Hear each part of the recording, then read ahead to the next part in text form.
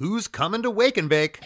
Less Than Jake's hometown shows, 2 nights, Friday, March 13th and Saturday, March 14th, 2026, at Vivid Music Hall in downtown Gainesville, Florida. Join us for the mayhem with our friends, Voodoo Glow Skulls, Teenage Bottle Rocket, and performances by Bite Me Bambi, Joker's Republic, and The Boy Detective. Get your tickets now at lessthanjake.com/wakeandbake, as well as info on all related events like Thursday's kickoff show at Lucy's with Rehasher, a special acoustic performance from myself and Roger at First Magnitude Brewing, limited edition art, a punk rock flea market, and there's more. We'll be celebrating the anniversaries of both Losing Streak and Borders and Boundaries by playing both albums in full.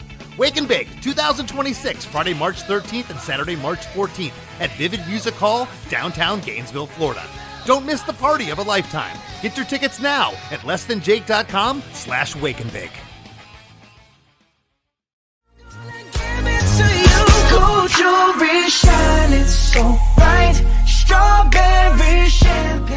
Hey everybody, Chris Cresswell here with another Throwback Thursday episode of Chris DeMakes a Podcast. This week, we're going back to July of 2022 when guitarist and vocalist Chris Cresswell sat in to discuss the writing and recording of the fan favorite 2017 song from the Flatliners, Hang My Head. Now, this song is from the band's album Inviting Light, which was released on April 7th, 2017, right around the same general time that Kendrick Lamar released Damn, The Maine released Lovely Little Lonely, and Paramore released After Laughter. Now, of course, the Flatliners are a Canadian band, but here in the States, some of the most popular songs when they released Inviting Light were Ed Sheeran's Shape of You, Bruno Mars' That's What I Like, The Weeknd and Daft Punk's I Feel It Coming, Big Sean's Bounce Back, and Julia Michaels' Issues. It was this same month that Bob Dylan received the Nobel Prize for Literature. Kendall Jenner had that tone-deaf Pepsi commercial where she drinks one at a protest, and the Handmaid's Tale series debuted. They also held the 32nd Rock and Roll Hall of Fame ceremony where Joan Baez, ELO, Journey, Pearl Jam, Tupac, Yes, and Nile Rodgers were all inducted. That's a pretty strong class right there. Okay, hope I got you back into the spring of 2017 here. Now let's get to the episode from July 18th, 2022. This is episode 112 of Chris DeMakes a Podcast. Chris Cresswell discusses the Flatliners' Hang My Head.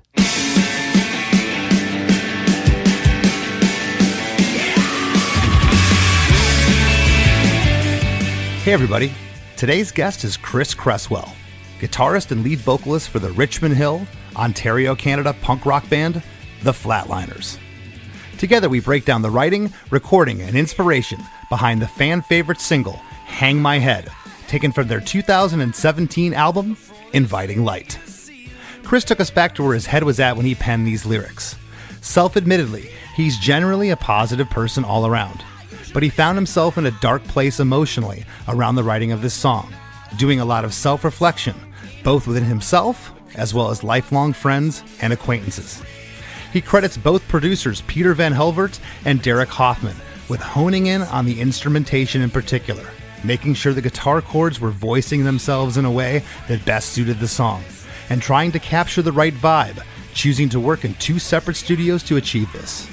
The song sounds phenomenal. I love the separation between the instruments, and Chris's voice has never sounded better. Oh, and at the top of the show, we reminisce about Hot Water Music, a band I've known for years and had the chance to be a member of for one show, who Chris now plays guitar for, as well as pulling double duty in the Flatliners. Pretty cool. For all this and a whole lot more, stick around. Hey, hey, have you heard? Chris DeMakes a Podcast. Hey, hey, have you heard? Chris DeMakes a Podcast. Hey, hey, have you heard? Chris DeMakes a Podcast. Hey, hey, have you heard? Chris DeMakes a Podcast. Well, hey, Chris, long time no talk. How you doing? I'm fantastic, buddy. How are you? Yeah, it has been a long while. I am great. You know, I was thinking today, I was driving home today before you and I hopped on here to talk, and, you know, it's very cliche. We've all heard it, how nice Canadian people are, but, you know, they are, and you are one of the absolute nicest guys I've ever met in the business, so I'm honored and happy to talk to you today. Well, I appreciate that. I'm here to smash that stereotype. So buckle up, buddy. Buckle the hell up. Well, got a lot of history. I do. My band does with the Flatliners. You guys been around since 2002. It's crazy to think your first record was released all the way back in 2005. Yeah. We've done a bunch of shows together with you. And then, of course, for the listeners, Chris also plays in Hot Water Music, which are fellow Gainesville alumni of Less Than Jake. And it's crazy. You had done some shows with them in 2017, and you had some Flatliners commitments, and the band had a show, one single show down in Sao Paulo, Brazil, that they called me and said, man, we're in a pinch. We need a guitar player. Can you do this? I said, okay.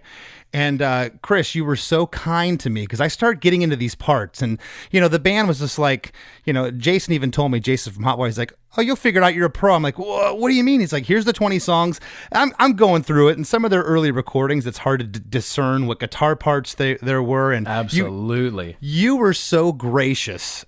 You hopped on a Zoom with me and went through guitar parts a couple different nights, as a matter of fact. And I've always said that the guitar parts aren't technically difficult, but they're mentally difficult. Their guitar player, Chris Wallard, doesn't ever really play the same thing twice in a song. And you you had agreed that was the case. And we got on the Zoom, we went through it. And again, I want to thank you for that. It was a lot of help, and you're the perfect fit for that band. I'm stoked for you. Oh, thanks, man. I appreciate it. Yeah, I remember those calls. It was because I hadn't even been, I don't think I'd played more than 4 shows with them or something at that point, but everyone was giving Wallard the space that, you know, he deserved and needed and everything, like, you know, which was the reason for my inclusion in the band and everything. So it was, I mean, you guys hung out, I feel like, that one time, didn't you? Like talking about the songs and everything? Did. Yeah, well, I got together with Chris we did like a cram session. I was in Gainesville, I think, doing something with Less Than Jake, and I got together with Chris and we went over, probably spent a couple hours, and then I left. I'm like, okay, I got this. And I got home, I'm like, I don't got this. And that's when I reached out to you. There's something interesting about all those songs and that band's catalog. It requires some mental gymnastics to not only learn the songs as a player, because I've been a longtime fan, you know, but like learn them as a player, it really requires a lot of attention to detail, because they weave in and out of each other, like Chris's part, Chuck's part, like on the guitar, and like you said, those early records, it's really hard to figure out who's playing what. I feel like it's a true story that one of the records, it might have been Fuel for the Hate Game, they literally just set up one amp with one, you know, they dialed in settings for one amp, and like Chris finished his parts, and then Chuck like just plugged into the same amp with the same settings, like, oh, I'll do mine. So it's just the same tone. I'm sure, you know, working on a shoestring budget, it's like, you know, we got $1,000, go, hit record. Exactly. So I could definitely see that. But yeah, no, you know, the guitar parts are sometimes Chris is playing chords, he's doing these noodly parts, and Less Than Jake, unless it's an intro or a solo part, I mean, I'm playing chords, so this was a complete change of mindset for me to get into. But you're a shredder, though. You are a shredder. Maybe to some people you're what we call in the business a secret shredder. But I've seen it in the flesh, live up in person many times, and you're a shredder, man. So I think I know that me playing with Hot Water now has made me a much better guitar player. Over the years with the Flats, I always got better and better each time we did a record, or each time we went on tour for 17 months straight or whatever it would be. But with Hot Water, it's just a bit of a different beast. So yeah, it really pushed me to like get a lot better. I'm really glad you said that, because as players, I don't know if I've ever talked about this on the show, but I feel like I plateau. And every once in a while I'll have a breakthrough. Early on, that breakthrough was every 3 weeks, and then it was every 3 months, and then it was every 3 years. And I feel like around 2017, when I got the call for that gig, that I was in a long drought of a plateau. I was at a long plateau, and that made me a better player. I feel that elevated my thinking more so than the technicality of how I approached the guitar, which is, as you know, is just as important as technical aspect of it. 100%. Yeah, I mean, you kind of fall in, and not out of love, but in love, and and then you kind of it's like, you know, there's a comfort level that comes from that, but then you can always fall deeper in love with it, you know what I mean? And I think like sometimes it just takes a little time away from the thing you've been doing. If that's for you, that's Less Than Jake. If it's for me, it's the Flats or whatever it is, you know, like it's being pushed to your, like outside of your comfort zone is musically like the best thing you could ever do, you know? And I think for some reason, the Flats guys and myself over the last 20 years now, if I can't even believe that, but neither can I. We've you guys are still kids to me. You'll always be kids to me. we feel equal parts like kids and much older than we are because we started touring so young, you know? So like things are starting to fall apart, you know, physically speaking. Maybe around now, but we're trying to rebuild, you know what I mean? We're trying to stay right and tight. No, but it's like, for some reason, the guys and I have always tried to, sometimes we wouldn't even try to, I guess. We would just end up pushing ourselves out of our comfort zone. Like, that's kind of why each of our records as the Flatliners sounds, I would say, vastly different. You know? That's why I've always loved your band. You guys never played it safe, and that's hard.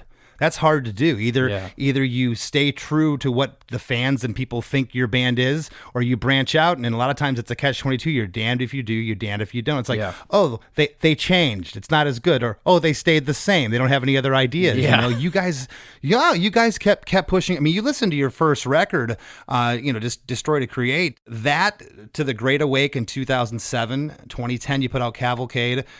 2013 Dead Language, and then of course Inviting Light from 2017, which we're going to talk about Hang My Head today.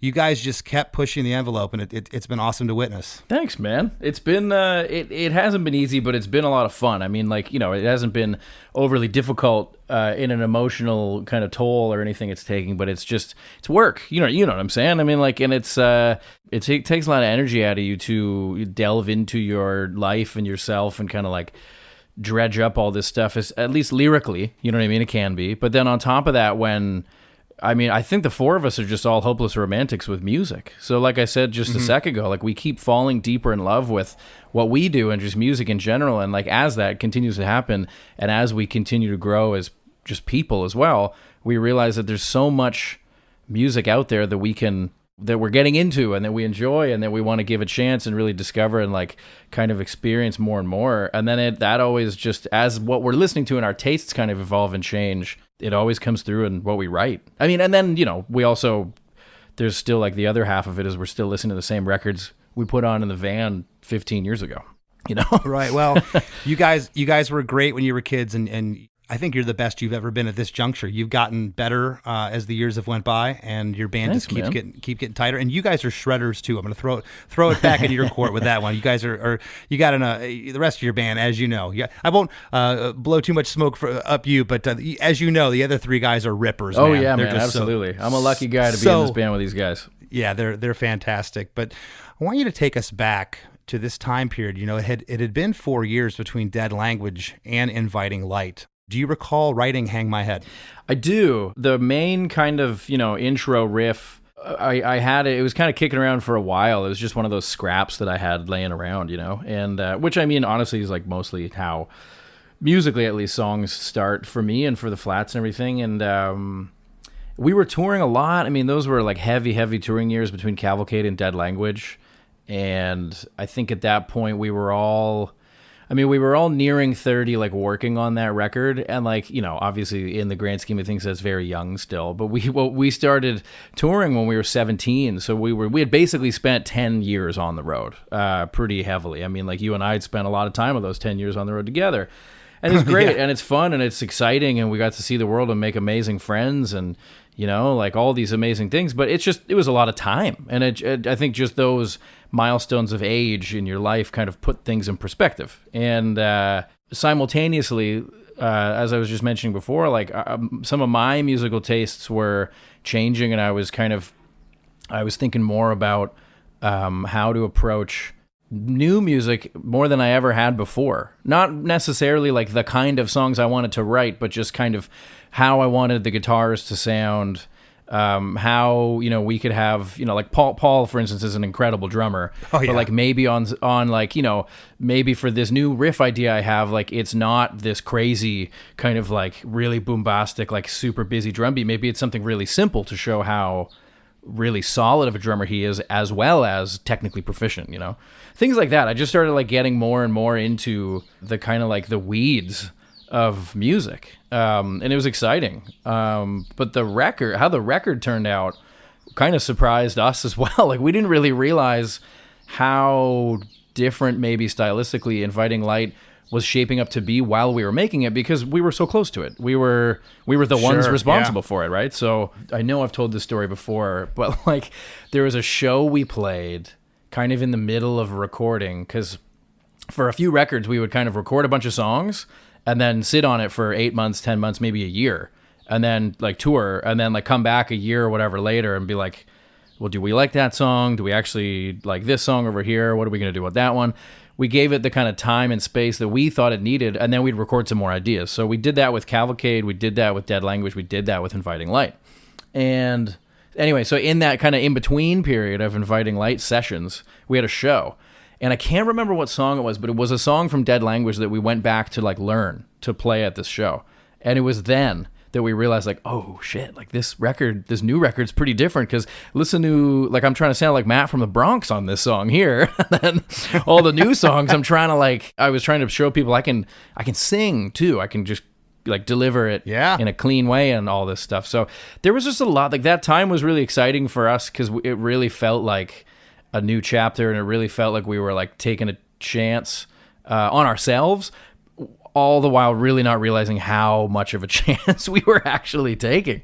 It sounds silly to kind of put it that way, but that's how it felt. Like we were just excited about it all and loving what we were coming up with. And we knew it felt different, but we didn't realize how different it was until everything was said and done. Yeah, and I'm glad you brought up talking about singing, because wow. I mean, yeah, there's and we'll get into it here in a moment. I mean, you let out a crazy scream in this song in a couple parts. It's one of the main hooks I feel in this song. But in between the scream, you're singing like this just very melodic, I mean, just very smooth voice. And I've always marveled at that. The guys that can do that, especially a lot of the screamo bands where they're going back and forth between singing. So I'm like, how do you not shred your voice? And, particularly you mentioned a moment ago, we're not getting any younger here. Has that ever come into play? And I'm like, well, maybe I don't want to scream that high or do that in a song, because I'm going to have to replicate that live in 10 years. 100%. I mean, that was honestly like a lot of Dead Language. The lyrics and the melodies I wrote for Dead Language, the record that precedes Inviting Light, I wrote when I had 3 roommates in a small Toronto apartment, and the band didn't have a PA system at our jam space. So I was writing this stuff like in my bedroom. I was working at a bar. Yeah. A part of the writing for that, I was working at a bar. Anyways, I was on a different schedule than my roommates a lot of the time, and my brain from touring and working in a bar for a long time like operates best between 10 p.m. and 2 a.m. It's like my witching hour. Those are like, that's when I feel the most like myself, and when like all my dots are kind of connected, And so I was working on all this stuff for Dead Language at a time where I couldn't really like test it out. So I just committed to the key. We just, as a band, committed to the keys of these songs, and then I just committed to, these melodies. And then when I got in the booth to record them, I was hit with the terrifying reality that most of that record, and I was younger then, obviously, like was out of my range. Yeah. So for a few months, the opening track on Dead Language, Resuscitation of the Year, we wanted to open the set with that song.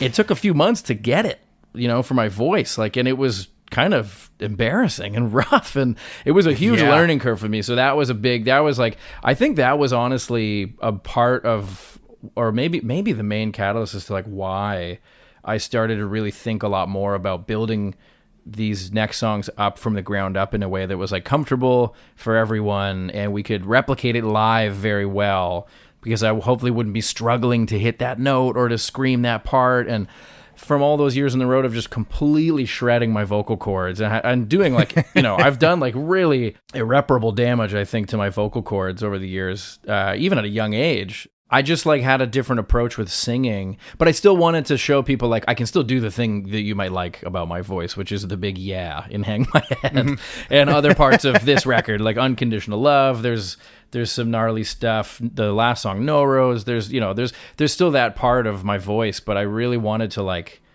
exercise the other part a lot more, because I was afraid of, I wanted to show people that I could do it, and I wanted to show myself and my friends in the band I could do it too, more than anything, but I also just was kind of like worried that I wouldn't be able to do the really gnarly stuff live. Yeah, well, and that's something as mentioned a minute ago. As we get older as performers, it's like can I still do this? You want to give your all, and man, it's tough for me to watch some of my heroes out there now, and they're playing like 3 keys lower than the original song, and you can just hear it. I mean, they tune any lower, their guitar string is going to be rubber bands. Yeah, they'll be playing in like, Korn. Yeah, it's like my gosh, Yeah. But in regards to Hang My Head, do you recall at what time during the making of the record it was written? Was it early on, middle of the record, or was it a last idea you brought into the recording studio? This one was pretty early on. It wasn't one of the first few, but it was definitely among the first like half dozen or something like that. The original, the working title for this song was Joe Dirt 3.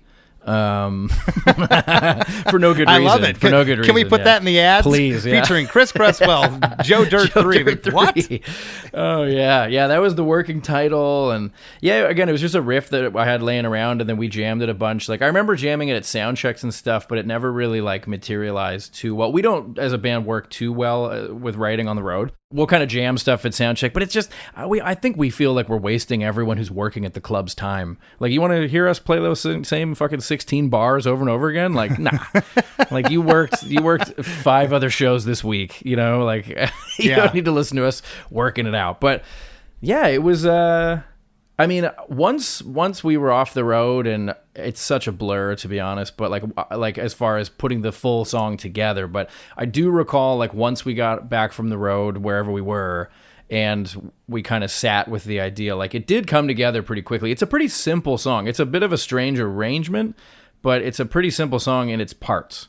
Well, I want to jump into those parts right now if we can. The song is 3 minutes and 24 seconds. A classic length. It's classic length. It's perfect. It's Canadian length. That's right. The intro is a cymbal hit and a snare that begin the song. The drums go into what I'm calling like that Motown beat.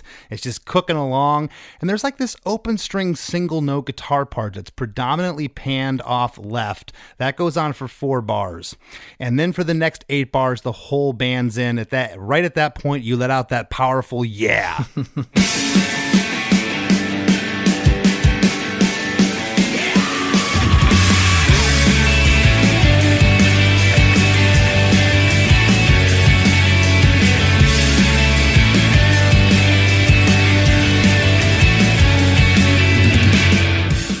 That scream, dude. I've always said the guys that can do that, I have scream envy. I might be able to get one out and then I'd be done the rest of the show. But it's just, that's a hook. That yeah in this song. I don't know if you ever really thought about it like that, especially at the end when it comes back. It's for just, sure. Man, it is so good. And after that, the stereo guitars they do this like, well, right at the this chugga stereo guitars happen, and then the drums, bass, and guitars are all in with another higher pitched guitar riff that's doing that lead part. That little is twinkly so guy. Tasty. Yeah, little twinkly guy. I love that. And then we're into verse 1.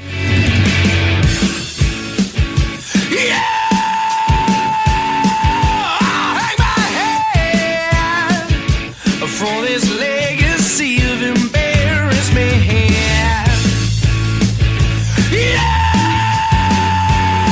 I usually sing along, but tonight I'll bite my tongue clean out. I'm going to read these lyrics, Chris, and I'm going to have you set them up for the listeners. Yeah. And that yeah is that scream. That's right. Yeah. It's funny that's written here, and it's funny that I'm speaking to you. Yeah, because it's way more than a yeah. Okay, this thing it's got some weight to it. Yeah, I'll hang my head for this legacy of embarrassment. Another yeah scream. I usually sing along, but tonight I'll bite my tongue clean off. Where's your head at here? I think this was the beginning of me. How do I put this in not a super dark way?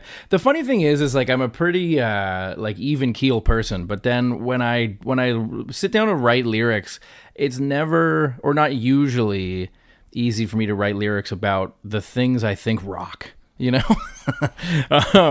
usually You're writing about something that's wrong. Exactly. Yeah. So I know that at this point in my life, like I said, like we were touring a lot and we were kind of hitting an age where like, all right, well, we've been doing this for like heavy for a decade, and that was just putting some things in perspective. And you know that living this way is strange. And I think that I was just in a place where I felt, and I honestly don't think that a lot of people in my life were actually responsible for making me feel this way. I think I was responsible for making me feel this way.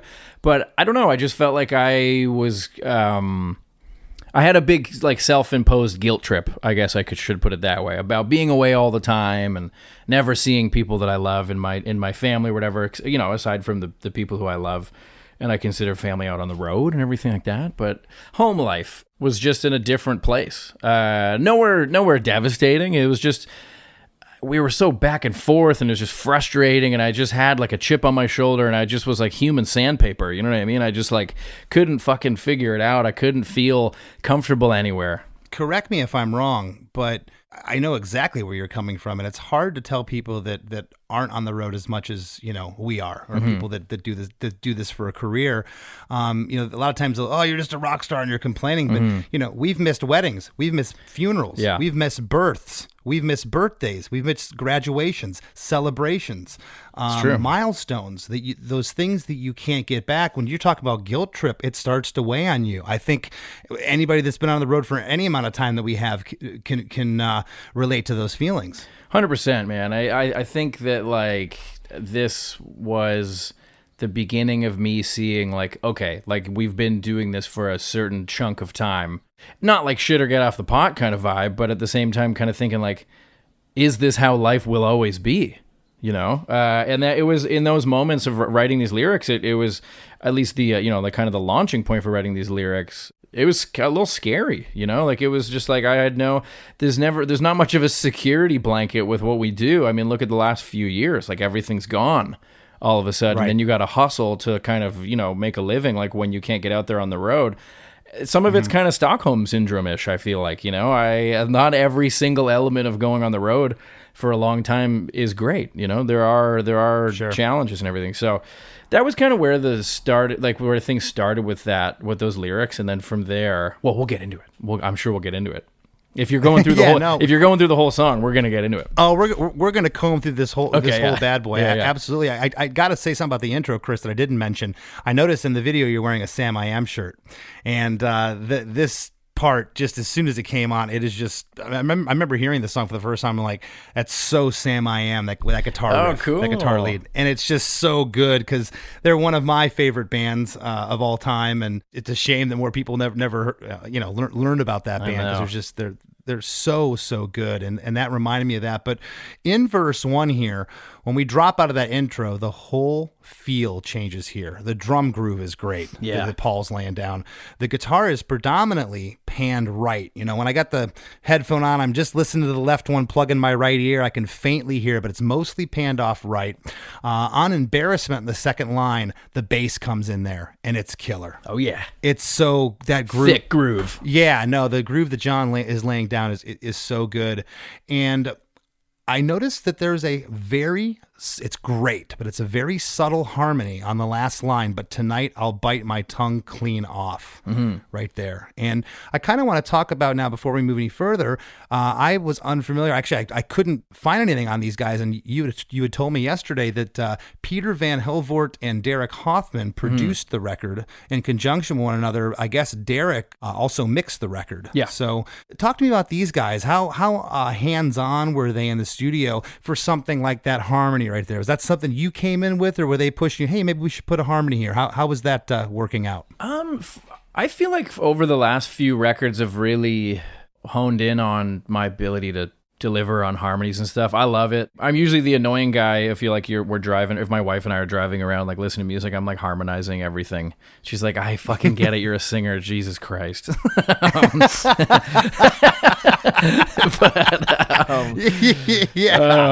I love harmony, and I love writing. I love kind of throwing as much as we can at something and then stripping back the layers and seeing what we really need, you know? I think like for our earlier records, especially Cavalcade and Dead Language, working with Steve Risen, who made all our records up until Inviting Light, we did a lot of harmonies. Him and I loved harmonies. We would do thirds, we do low octaves, high octaves. We tried to just like, you know, kind of just throw everything at it. And with this record, there was a similar approach in the studio, and Peter and Derek are definitely two very talented songwriters and musicians, and, you know, they were the perfect people to help us make this record, perfect people to produce this record. And my mind kind of matches up harmonies to the melodies like pretty quickly, but I like to, with harmonies in the studio, I like to move quickly. There were definitely moments making this record that they were kind of like, well, we could try this different kind of harmony for that same line if you want as well. And they just had these cool ideas. I mean, really, Peter is a rock and roll guy. And to me, Derek is more of a pop guy. And we were the punk band in the middle, uncertain if we were making a punk record or not. So it was kind of the perfect mix of styles and talents and everything, because it was just Peter's long-running band Teenage Kicks had just split up. And he's this kind of hometown hero of ours, that he's like your most talented buddy who's never gotten a fair shake. You know what I mean? Gotcha. He's been working in music ever since I've known him, before I ever met him, for years and years. And he's just like this incredible songwriter, extremely talented musician. And to have him come in and help us with this record was unreal. I mean, just to get his opinion on like how these songs should move, where we could take them, you know, delivery, tones, everything like that. Like he was an amazing sounding board. The song sounds amazing, and it's mixed great. There's great separation, but I also fear there's some crazy delays and overtones with the guitars. It was kind of hard to discern. I always pick up a guitar and try to go through the songs. Did you capo this song on the second fret, or what was your tuning on this? No, it's open. It's just a weird, especially that chord that the song starts on, and the reintro begins on each time. Right. It's a really dissonant thing. It's 4 on the A string and 2 on the G string. So it's like it's like an inverted octave shape almost, you know. I was capoing second fret and getting it and playing it, I guess, I was playing it my own way, and what an interesting, it's haunting. It's a haunting, really a great part. Thanks, man. Scott and I went full tilt, like guitar nerd world with this record, which was really fun. And we learned a lot of great lessons from it. And Derek and Peter are both great guitar players. So Derek came into the fold when we started recording guitars and vocals for this record, because we had done the bass and drums at a different studio.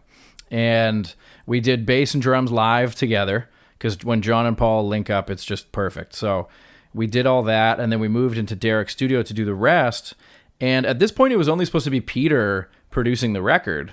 But after the first day in Derek's studio, Fox Sounds, Peter called Scott and I after the session and was like, hey, I think it would be smart of us to include Derek as a producer in this record, because like the first day he just had these great ideas for, you know, tones and all this stuff. Like this record was, we were a little less prepared going into record Inviting Light than we had been for the other records, because it all kind of felt a little new, you know what I mean? So there was a bit of an element, like arrangement wise, we knew what we wanted to do, but even like some guitar parts and stuff, Scott and I were still like, maybe we'll leave that to the studio and kind of figure it out. We almost never work that way. We almost always go in like everything's ready to rock, 90% prepared, 10% magic, you know?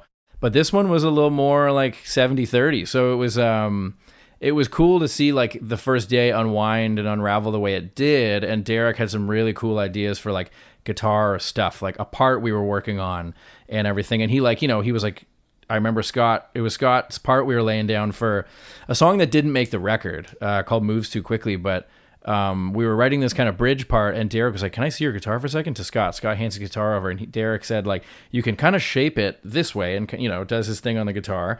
And just this, it was just one of those little things in the studio. It was a very simple change, but it just opened the whole part up. And it's that thing where you've been looking at it the whole time, but you can't see it, you know? Yeah. And It was great. And I think Peter's interest in like involving Derek in the production role was that he didn't want to keep maybe having those things happen. Like Peter's not the guy being like, I'm the producer. You know, he wanted to like nurture that talent of Derek's as well and like allow it into the process. So we ended up with a co-producer role for the record between Derek and Peter, and like we're so lucky for it because it just made the record what it was, you know.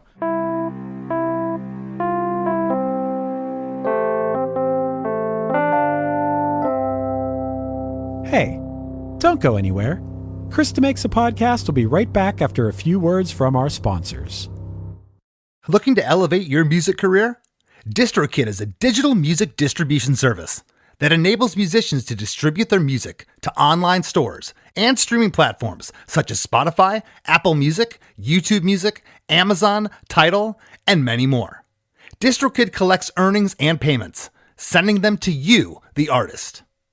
With DistroKid, artists unlock a world of possibilities.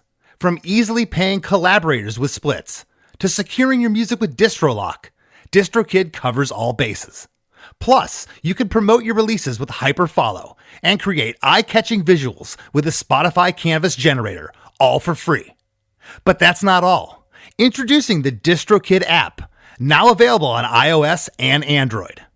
Artists can manage their releases, view streaming stats, and withdraw earnings, all from the palm of their hand. And for those looking to perfect their sound, check out Mixia.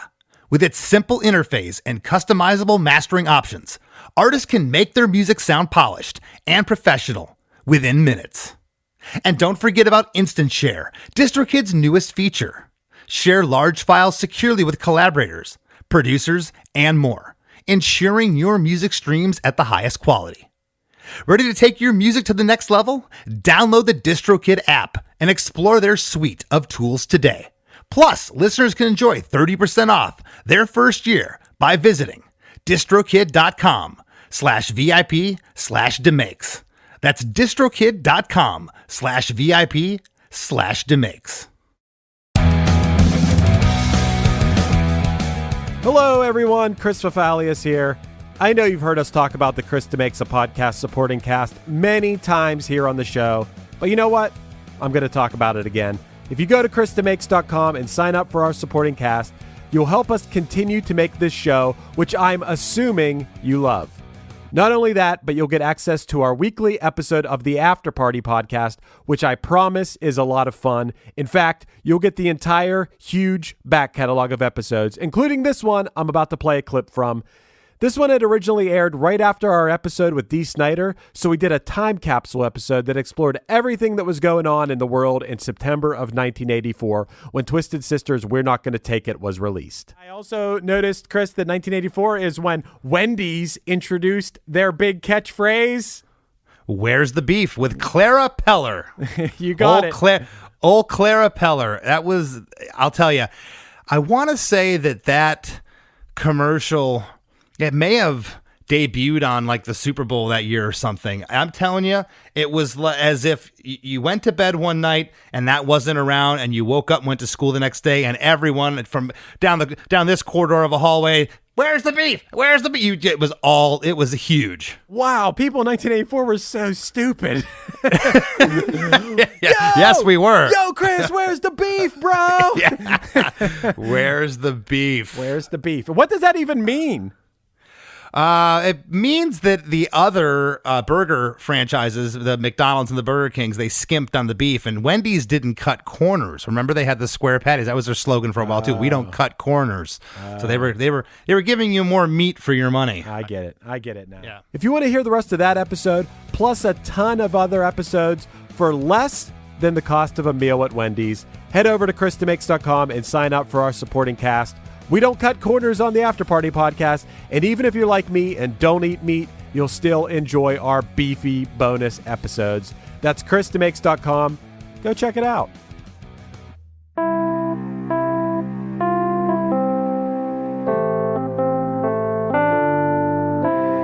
And now, on with the show.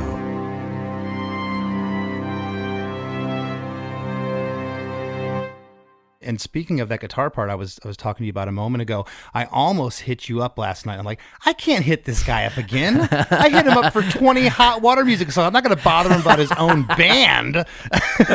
But after verse 1 here, on the last line there, when you say "bite my tongue clean off," the band stops, and off. That when you're singing that word, that trails into the chorus. My tongue clean out, because all my friends are nervous wrecks. I don't have the time to take a breath. Yeah, all my friends are nervous wrecks. Preoccupied with looming death certificates of whatever is trending next. Because all my friends are nervous wrecks. Don't have the time to take a breath. Yeah, all my friends are nervous wrecks. Preoccupied with looming death certificates of whatever is trending next. I should sing it like that. Don't know if it would have as much impact, but okay. What's going on here, man? So the chorus kind of serves more as like the feeling that you're kind of getting to a point in your life where you really got to make some shit happen. Like you're a full-fledged adult now, and you gotta. I mean, living in like a big city and playing in a band and working in a bar and everything. Like I have a bit of a Peter Pan thing going on, but like there is this constant reminder of like this might not last forever, and I think just certain encounters with friends around that period of time, it was not like people were necessarily showing cracks, but it just kind of felt like a lot of friends like our age, their daily lives were getting a little more complicated or stressful or just have more responsibility. You know what I mean? Like our friends are having kids, people are getting married, like life goes on and everyone grows up. And it was just my Peter Pan world was butting up against the real world. And those lyrics came out of that feeling, I guess. This chorus is really different for what's going on here. You get a harmony on Time to Take a Breath. You get a definite harmony on Looming Death Certificates. And there's also a harmony on Of Whatever is Trending Next on all those lyrics. But it was hard again to discern. But there's a really cool vocal delay, vocal treatment going on with your voice here too. So I'm also hearing on the first line and the third line, did you double your vocals? Is that what I'm hearing there? I doubled most of the chorus vocals for these songs, for this record. Okay. Yeah, that's kind of usually my MO in the studio is to kind of, like beef up the chorus a little bit, and then we'll just kind of sprinkle in a little harmony on top. Gotcha. Yeah. Okay. Well, that was definitely what I was hearing there. On Nervous, the first lyric on Nervous Wrecks, a single hi-hat hit happens and 3 floor tom and snare hits. And then the drums are back in on the second line. And they're playing what I'm calling that Motown beat from the intro. And after breath, when you say breath in the second line, it stops. The whole band stops and you can hear the guitar. It almost sounds like a tremolo that's happening there. Is that what that is? Man, we were thick into like the delay, and we had the Holy Grail going and some tremolo. We had a lot of stuff. The floor of the studio at Foxton's looked like a fucking anxiety attack. It was insane. Like just cables and everything was just, we weren't writing anything down. You know what I mean? We were just, oh my God, it was madness. Yeah. It was an episode of Hoarders at a studio, recording studio. Yeah, welcome to my brain. Yeah. Okay, so that's what I'm hearing there, that trem, and it's so cool how everything, and rarely do you get a chorus where everything completely stops. That's an oddity in a chorus. It doesn't happen, and it's a really neat part, and I loved hearing that trem there. Well, after we get out of chorus 1, we go immediately into an 8-bar reintro with that great guitar lick from the top, and you got that nasty chord again. Oh, that nasty chord that I'm erroneously using a capo on the second fret to, but I somehow made it work, darn it. Got it. But yeah, I love when it comes back in. It's just, that part feels so good. We get into verse 2.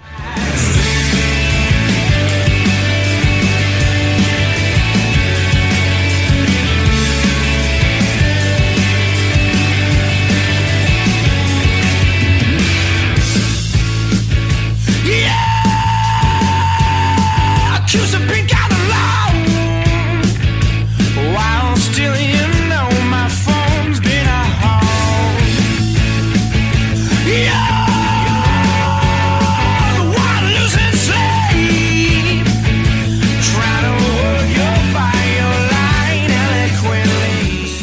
Yeah, which again is a crazy scream.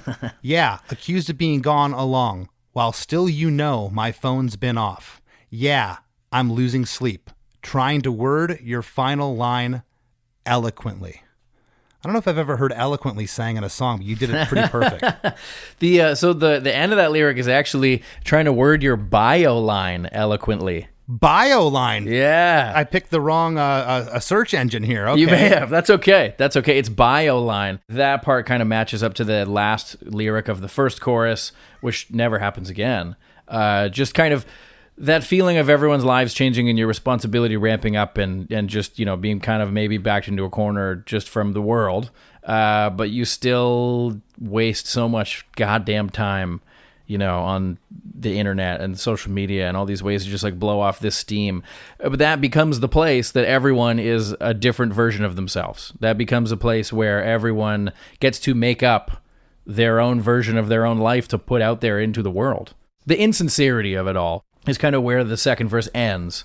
Where it begins is really that kind of more of what I was saying earlier, like no one really making me feel this way, but myself making me feel this way of like, people would say like, oh, you never call me anymore. And I'd be like, yeah, I'm on the road. Like, you know what I do? I mean, it sucks. I know I'm away a lot, but like my phone is on as well. You can call me. Uh-huh. That kind of thing, Yeah. And I get it. It's just, it's, I think again, like this point in my life, these moments I'm writing these lyrics, like I said, I was just sandpaper. You know what I mean? I don't know why. There was some friction. Sounds to me like there was a lot of reflection with others, with your friends and life, and certainly reflection with yourself going on here. Yeah, absolutely. It usually is when I sit down to write lyrics, at least in the past that's happened a lot. And yeah, I think that first line of the second verse just is born out of those times where people are like, oh man, like I haven't heard from you in so long, like you never hit me up anymore. I'm like, well, this is a fucking two-way street, buddy. Yeah, you know what I mean? Like, let's meet in the middle here.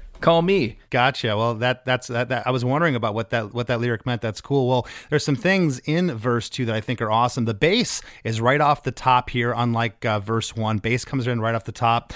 The guitar is off to the right for the first half here, like verse 1. When you hit that second, the second part of the verse here, there's a backing vocal that goes like yo-oh. Yeah.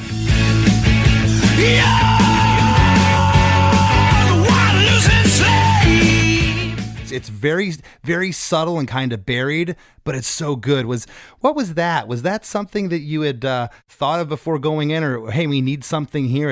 It almost sounds, and not in a bad way, it almost sounds like, what does this have to do with the rest of the song? Where'd it come from? But at the same time, it works perfectly. I love that. Oh, cool. That backing. Yeah, I love that backing vocal. It's great. Thanks, man. That was just something I always heard. It's one of those things that if you never lay it down, you'll always wonder every time you listen to it. Because after you write and record the record, then you're punished with the mixing process of a record, which like I now love.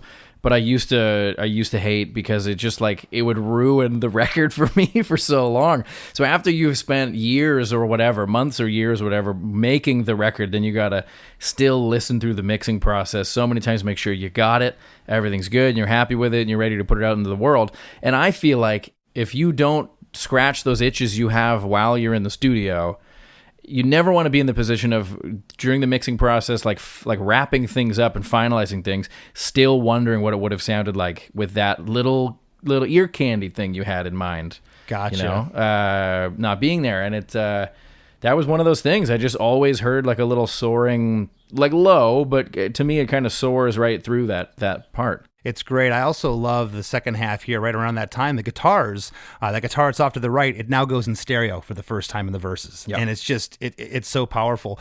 You get a harmony on the last line here, trying to word your bio line. Your bio line. Yeah. There's a harmony there. And eloquently holds out, much like the first time when off held out, eloquently holds out over chorus number 2.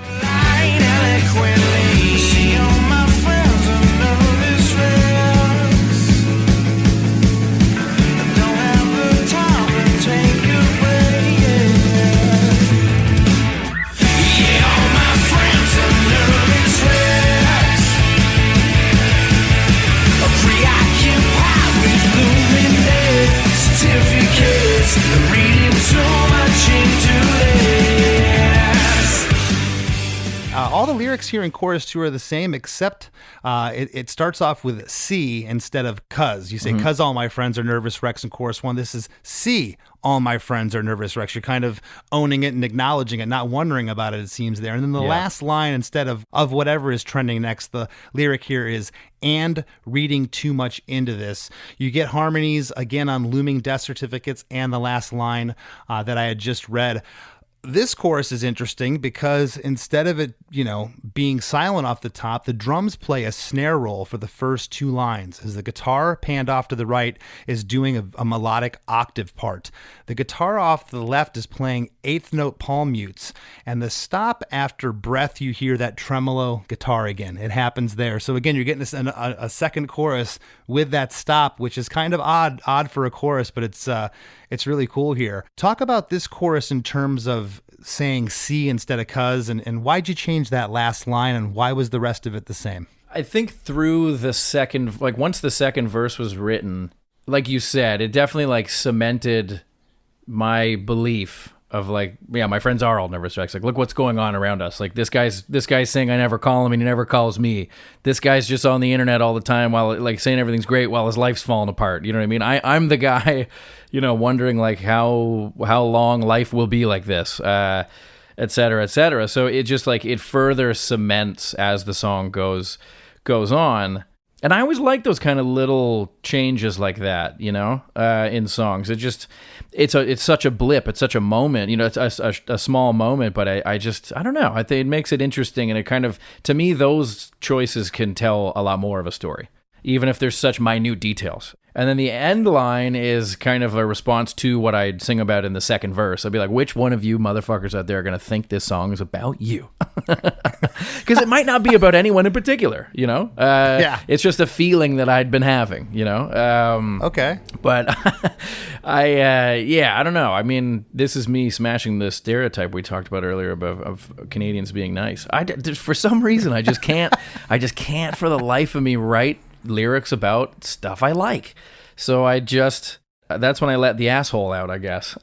And I'm glad you at least acknowledge that you're usually pretty even keeled, except when it comes to writing lyrics, because you are, man. You're just really, really level. But we all have our breaking points, and I think we all we all have to. As cheesy as it sounds, we have to bleed for our art sometimes. You have to go through struggle and through pain and have some anger and emotion to get what you want. Right after chorus 2, we come into what I'm either calling here as a post-chorus musical interlude or a bridge with no vocals. Yes.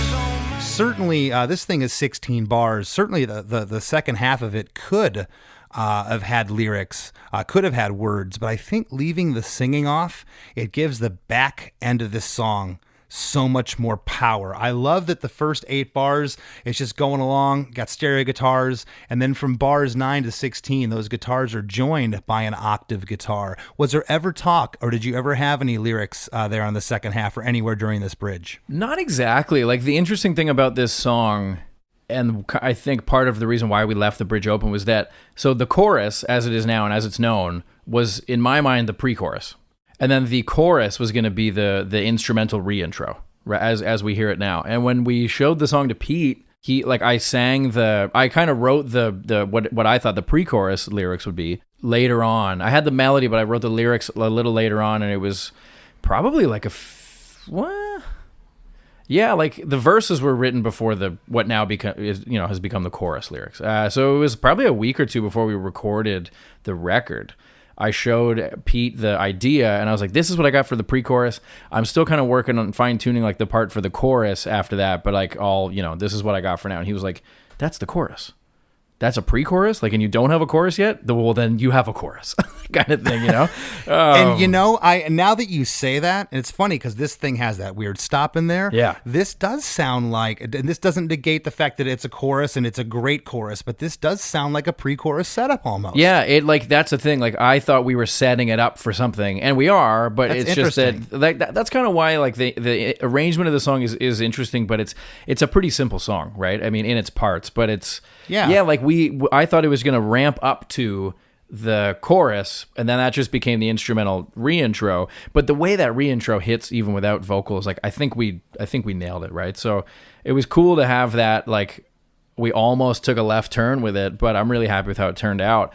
And because of that, we knew we wanted to. Once we realized that was going to be the chorus, then we wanted to have one more kind of crack at the chorus, but make it a little different. So that's why we do the quiet chorus for the end of the bridge. And then the outro, the last verse, whatever you want to call it, is just like, it's the reintro chords, but with verse melody over top. So that's where shit gets kind of fucking muddy. But I think because we for some reason stacked it up that way, because it just felt good. Like, I always heard the yeahs echoing in like that. The yeah. The layers of it coming in one by one. Ever since I came up with that original idea, I was like, it's got to end with that too. And once we kind of put all those pieces in place, we felt like, well, the bridge, we could just rock out in the bridge for a bit, yeah. And I think that's perfect. And the bridge is awesome. It just feels so good, especially when those octaves come in. It's just like, you feel it's like what I call a driving song. You just want to go 100 miles an hour and just it is. It's great. But then you come out. I call this the fake out chorus, Chris. Yep. Because Big you're time. not getting much information here. You're just getting the hookup.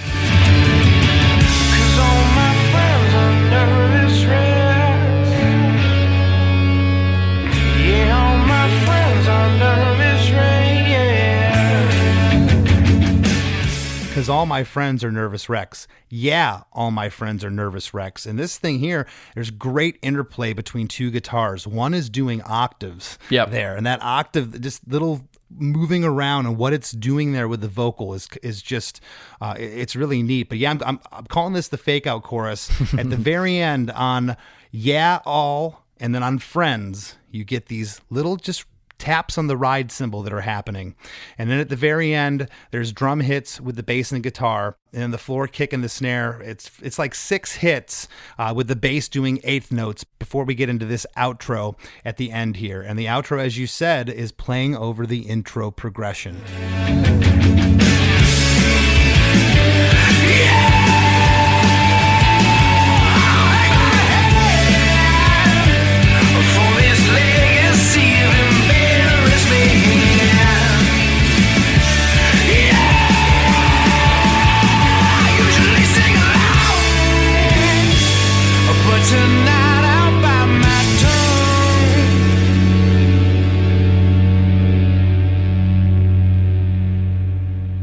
When that hits and you hear that, and now it's funny, when I go back to the intro of the song, the yeah is there, but you can sing this outro over the intro, and it's just, it's really cool how you guys came back to that. But the lyric here is the same at the top. Yeah, I'll hang my head for this legacy of embarrassment.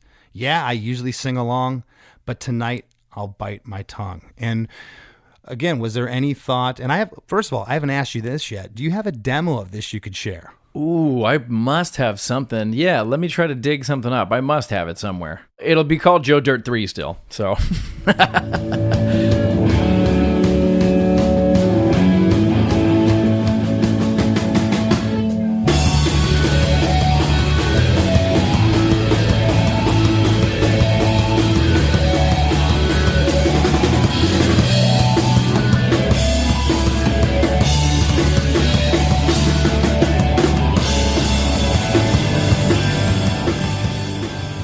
Getting here at the end, there's not too much looking at this, just on paper here.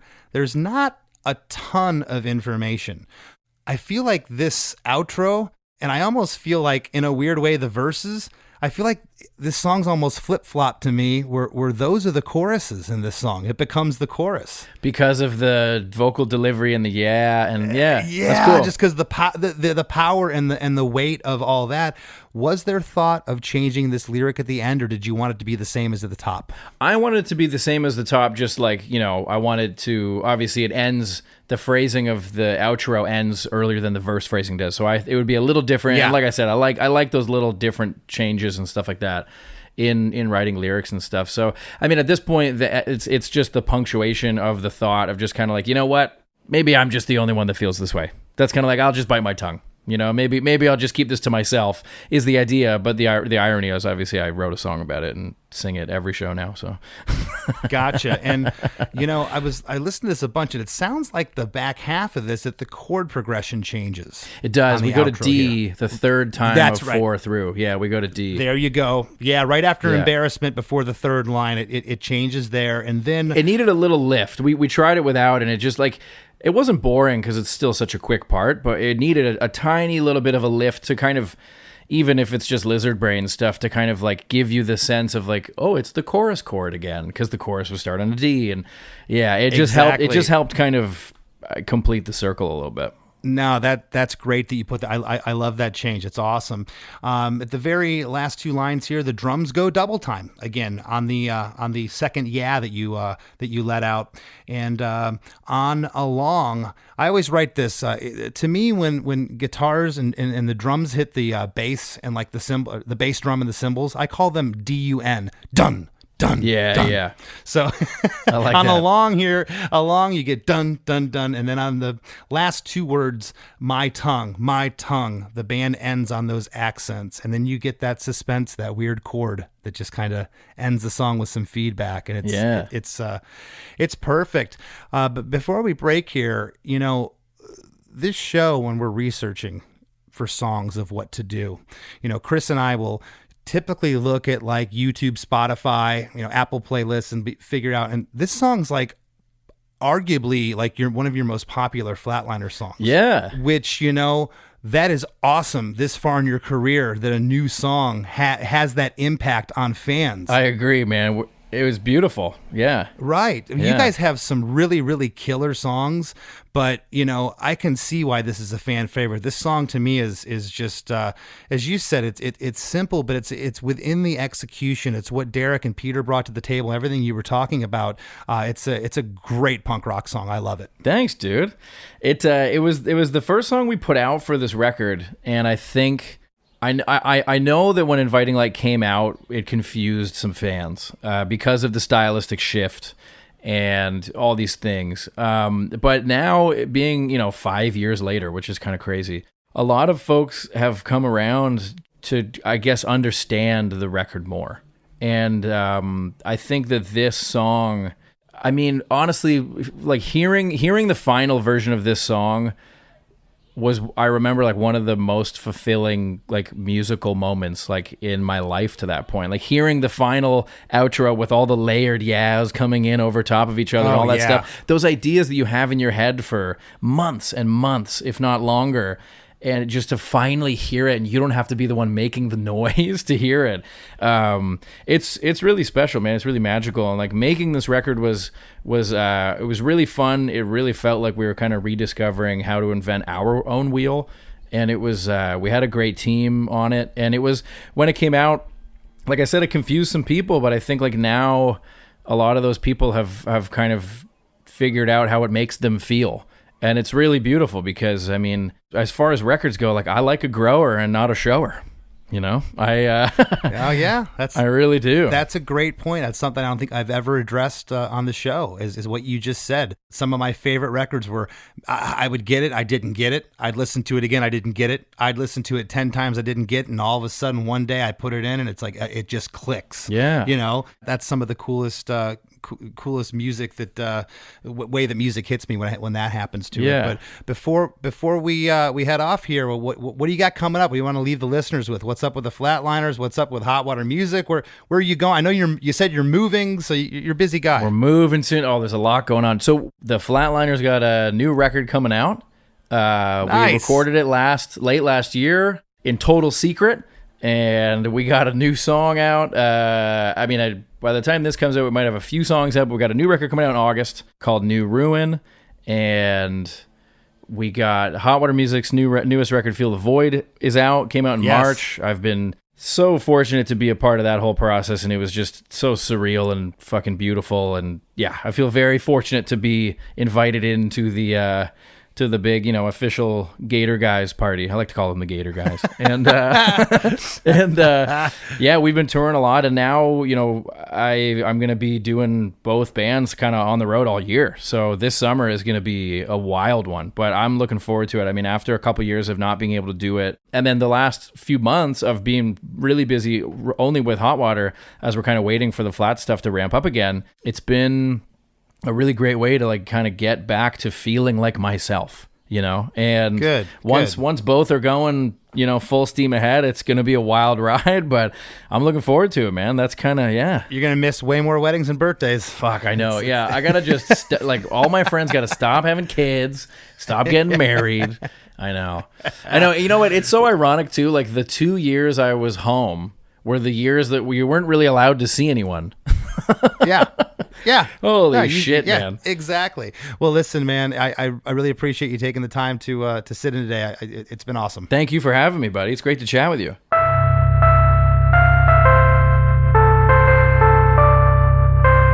There's lots more Chris DeMakes a podcast after a few words from our sponsors.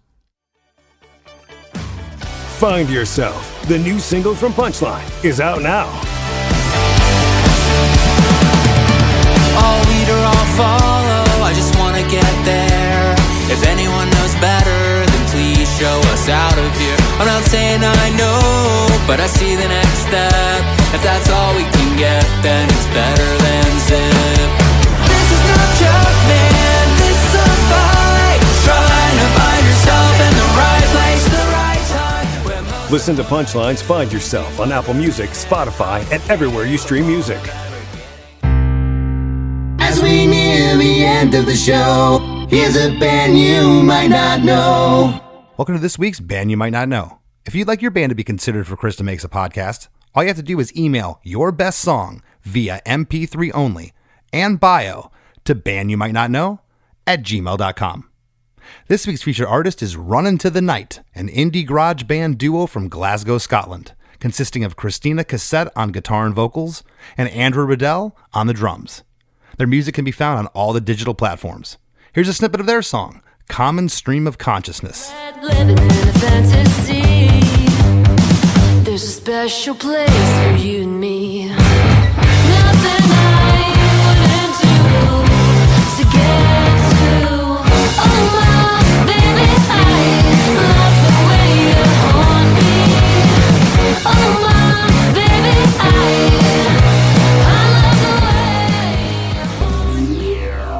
The Wrap with Chris and Chris.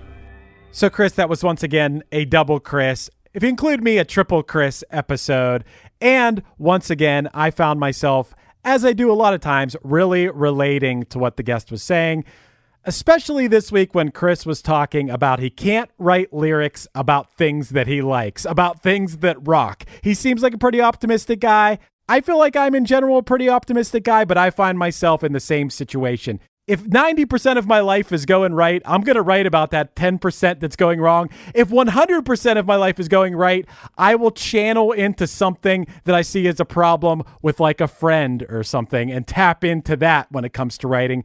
Just something about having to channel into a certain amount of misery or angst or something. That's where I feel like my best inspiration comes from. I really related to that when he talked about that. Yeah, I did too. Friction, turmoil, and strife that breeds creativity in a lot of people. And we've often heard it said. I mean, I always harken back to the Dee Snider episode. He's like, when they were making "Stay Hungry," the big record with "We're Not Going to Take It." It's like they were hungry. They didn't have a pot to piss in. They just were, working their tails off trying to make a living. And then after that, he's sitting poolside trying to write lyrics for the next record. He had nothing to write about, and that's kind of stuck with me, and I can relate to that. But yeah, Chris is one of those guys. Self-admittedly, he's pretty even-kiltered. But we as humans all have our moments. But I can't think of another guy that I've spent as much time time on the road with is Chris, where, inevitably, people that are positive, you're going to see them on a day where, they I don't know, they had food poisoning or something. They pull up to the venue. They're not feeling good. They look miserable. He just has a mile-wide grin on at all times. So positive. How you doing, Chris? Good to see you. He's just one of those people. So to hear him show a little bit of vulnerability of like, yeah, I have to have some kind of turmoil in my life to write. That was cool to hear. Yeah, and he talks about living the strange life of being in a band. And man, isn't it a strange life? Don't you know better than anyone what a strange life it is to make being in a band your career? He talked a lot about the guilt trip of being away, and I get that part of it, but I also feel like there were times I was away where it wasn't so much guilt, it was almost like jealousy of like looking back at home and seeing like, I mean, you're out with your friends, but you'll see people doing certain things. I want to be at that party. I want to do that thing. And that can be relatable to anyone who travels, not just being in a band. But yeah, we know all about that, right? Absolutely. The grass is always greener. I remember the early days getting out there on the road, and I'd go home to visit my parents for the holidays or something, and, run into somebody at a party and just like, oh man, and they would just have a million questions, and they were so enamored by what I did. And, I would always go back to them, what have you been up to? I can't tell you how many times they would just be like, same old crap. No, for real. What have you been up to? I want to hear about your life. And they'd start, well, we went last week down to a golf tournament. Like, I wish I was at that golf tournament with you. That would have been fun. Right. Again, the grass is always greener, but some kind of normalcy is nice when you've been touring as much as we have. And I completely related when he said that. Yeah. One other thing that he said that I related to, Chris, and I'm sure you're going to be able to say the same thing, is he talked about, and I think it was in reference to one of the guys who they were working on this album with. He talked about the best guy at music who never got a fair shake. Someone from your city who is so out of this world talented, yet never got that chance to show it on a larger scale. I mean, I could think of 20 people off the top of my head. If I write a list, I could probably name 100 people like this. And I'm sure you could too. Yeah. Absolutely. I absolutely related to that. I know dozens of people that fit that exact definition of what he laid out. And to be fair, though, most of those people that I do know, I don't want to say they're not go-getters. That's the wrong word. But, you sometimes you have to be beyond tenacious. You have to be just cutthroat and almost a jerk at points. And I can say that because I've seen guys in bands and guys and gals that get out there that don't have a sliver of talent that this unknown person has that should be where they're at, but they are just cutthroat. They're go-getters. They're out there. They're working it like a job. And some of these people that aren't, I think that's the reason why. Not all of them. I don't want to say that's a general rule, but it's interesting that a lot of them just aren't cut out to be that person. Right. And Chris, even more than just being cutthroat, it's being ambitious and also being a good business person. It's like that kind of comes with the territory if you want to, quote unquote, make it in music. Yeah. And it's a lot of skills you have to have, and some people are just good at music, and that's it. They're not good at marketing, promotion, business. They're just talented. And factor in right place, right time, right timing. People. There's so many factors, but yeah, I thought that was interesting because I definitely have known so many people that should be more well known, but again, there's so many different processes and factors that go into it. Yeah, and when you see those kind of people, it reminds you to not take what, for me personally anyway, it reminds me to take the fact that people know and like my band on, all over the place to whatever fan base we have. It makes me feel really fortunate for that because, there's people more talented than me who don't have that and should, it's just that, put the legwork in.